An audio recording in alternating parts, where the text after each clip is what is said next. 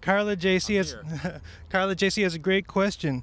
Did the all-man Freedom, quote-unquote, caucus get the elimination of maternity care and mammogram coverage they were asking for? So that is the thing that they're asking for. Did the all-male Freedom Caucus get rid of mammograms and maternity care? That is included in the essential health benefits that the president has offered to take out. So yes, they did. And there was a striking photo that emerged today of the Freedom Caucus meeting over in the White House, and it is just all white men. Pat Roberts, a senator today, was asked by a reporter about this provision, and he said, boy, I sure hope my mammograms continue to be covered. A couple hours later, he just now sent out an apology for that, which shows you where we are in the debate. We're at a place where this man's first reaction was to mock the idea of mammograms. The second thing we learn is that hours later he got that even if you're a senator from Kansas, this is not a thing that you should be saying publicly. You have whatever thoughts you want, Senator from Kansas, but this is not something you verbalize. The politics of it seem to me to be completely atrocious for Republicans every time they say that they shouldn't have to chip in at all to prenatal care or maternity care or mammograms. It's mind-boggling on a kind of empathetic and moral level, but also practically speaking, I'm pretty sure every one of those men has a mother and needed prenatal care at one point or another in their lives. And if they have children, they didn't do that on their own. Their wives didn't do it on their own either. So it makes so little sense that, I guess it just represents the most kind of individualized, atomized view that somebody could possibly have in society, that, well, I've been born, I've already had my children, so everybody else can just fend for themselves. Okay, go ahead and check your Twitter, but while you're doing that, I listened to some of the Republicans who were talking about why they wanted these essential health benefits removed, and it wasn't that they don't want people to have it, they just don't want to force a man to have it or a woman who's beyond childbearing years to have it. They want those people to have the option to get something that's cheaper but doesn't include those services. Right, but which doesn't make sense. You know, insurance means you everybody pays in, everybody gets out. You know, you might have to, if you've noticed, they don't complain about women having to pay in for prostate cancer. Women don't have prostates, yet they still pay in on that. That's the way it works. Everybody pays in, everybody benefits. It's a system that they just don't like on an ideological level. Today, the House is voting to repeal and replace the disaster known as Obamacare. We'll see what happens. It's going to be a very close vote. Well, I'm not going to make it too long because I have to get votes. I don't want to spend too much time with you and then lose by one vote. Then I'm going to blame the truckers. I'm glad I wasn't the person who had to tell him after he came down from the trucking stage that actually your confidence about passing this bill today is a little bit overheated because it's been pulled. They say they don't want to do this in the middle of the night. You know, they just couldn't get started early enough today. But it's really because they don't have the votes. Right. If they had the votes for this, they would be voting for it. Mark Meadows, the head of the Freedom Caucus, has been putting a nice spin on this for the president and for Paul Ryan this afternoon, saying, we're very close to a deal. We're going to get there. He said, I'm going to reach out to the Tuesday group, which is the moderates, and see what their issues are. You know, try to figure out why they're so upset by us stripping these essential health benefits and stripping the other coverage protections. He said, I hope we can get to 237 votes, which is the total number of Republicans in the House. It's fascinating if that's the first time that he's given thought to the idea that if they move it too far to the right, the left wing of the party isn't going to be on board.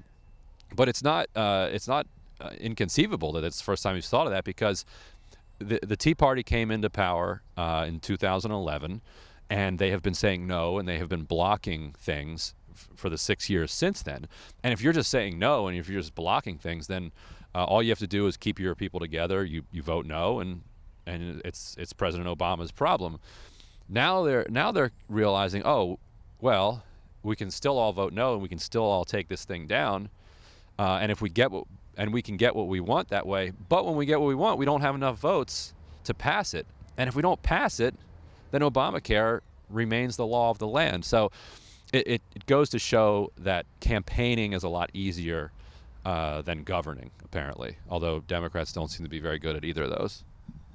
Vonda Brandon says that premiums will go up if they actually do this removal of what is it called? Essential health services. Also, can you characterize how you think the moderate Republicans are taking this? So the effect on premiums of removing essential health benefits is she's correct. It's not as straightforward as the Freedom Caucus is suggesting. And I'd suggest reading a piece by Jonathan Cohn from last night, my colleague at the Huffington Post, who is kind of a health policy wonk, and explained that for some small group of people maybe who get extremely crappy plans out of this, the premiums might be a little bit lower, but yes, for some people the premiums are actually going to be higher. Half the population, women, would probably see higher premiums as a result of this, as well as a number of other people. So that's exactly right, and it gets at the kind of slapdash nature of this. So moderate Republicans, their thinking on this is, okay, the two things we promised that we would preserve are pre-existing conditions, and you can stay on your plan until you're 26. Those are by far the most popular provisions publicly when it comes to Obamacare, as far as I can tell. There may be a couple others. Maybe the Medicaid expansion is a little bit more popular, but all of these moderate Republicans have said, look, if we repeal Obamacare, don't worry. If you have a pre-existing condition, you're going to be taken care of. If you're under 26 and you want to be on your parents' plan, don't worry, you're going to be taken care of. That's something that they've said at all of their town halls and all of their letters that they've sent out to constituents. It's extremely important to them that they keep that promise. And as the Freedom Caucus pushes towards stripping that out, that is just not something that they want to be on record as having voted for in a swing district. The other stuff is tailor-made to crush them politically too. This is a person who voted, to strip out prenatal care, to strip out all of the other protections for women that were written into this. It makes being a woman a pre-existing condition. This is somebody who, exacerbated the opioid crisis by stripping mental health and substance abuse from this. The attack ads that you could come up with, and the number of people who would be harmed in the immediate future are easy to conjure up. And so the moderates who are already thinking that 2018 is going to be a bad year for them, see it being that much worse if they cast a vote for that sort of thing. Alex Jasper says, in all honesty, do they actually think this is a plan that will benefit the American people? It seems pretty obvious to me that is not the case.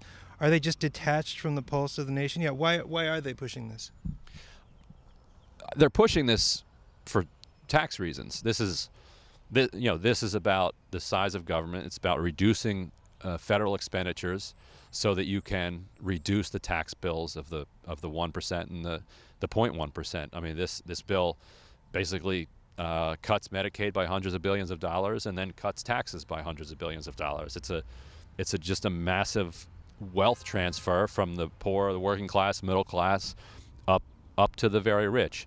I think that some of them know that it's a disaster and it will hurt people, and I think others have just been kind of living and breathing in this kind of Randian Republican ecosystem here in Washington that's partly Koch funded and partly funded by other industry sources. And they've just since been young adults, they've been kind of breathing this air and have come to believe that there is true freedom in this. I think that's a very small number of them. I think most of them know what this score is, know what the game is, and this is a wealth transfer game.